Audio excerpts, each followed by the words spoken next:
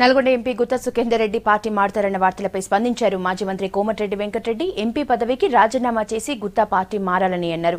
గాంధీ భవన్ మెట్లు ఎక్కకుండానే గుత్తా ఎంపీ అయ్యారా అని ప్రశ్నించారు. ప్రభుత్వం ప్రచారాన్ని మానుకుని రైతుల్ని ఆదుకోవాలని సూచించారు కోమటిరెడ్డి. భాస్కర్రావు గారు మా ఎంపీ గారు పార్టీ మారతారని అనుకోను. ఒకవేళ వారు మారాలనుకుంటే మాత్రం సుఖేందర్ రెడ్డి గారికి నా విజ్ఞప్తి ఏంటంటే, మీరు గాంధీ భవన్లో మెట్లెక్కకుండానే కాంగ్రెస్ పార్టీ మెంబర్షిప్ తీసుకోకుండానే మీరు కాంగ్రెస్ పార్టీ ఎంపీ అయ్యారు సోనియా గాంధీ గారి నాయకత్వంలో. నిజంగా మీరు పార్టీ మారాలని అనుకుంటున్నాను. ఇప్పటికి కూడా వాళ్ళ మారాలనుకుంటే మాత్రం మీరు రాజీనామా చేసి మళ్ళా ఎంపీకి అయితే తప్ప మీకు ప్రజలు క్షమించరు.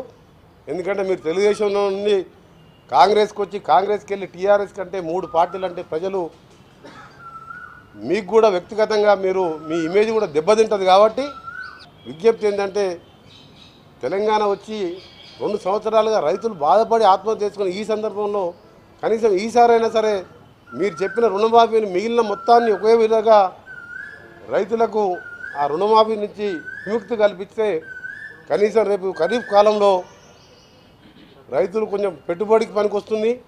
ఈరోజు మనం తెలంగాణ ఫార్మేషన్ డేని చాలా ఘనంగా జరుపుకున్న ఊరు వాడల. కానీ ఈ సందర్భంలో 300 కోట్ల రూపాయలు మనం ఈరోజు పత్రికలకు కానీ టీవీలకు కానీ ఇంకా బయట లైటింగ్ కానీ బాణాసంచాకు కానీ 300 కోట్లు ఖర్చు పెట్టే అవసరం లేదని నా అభిప్రాయం.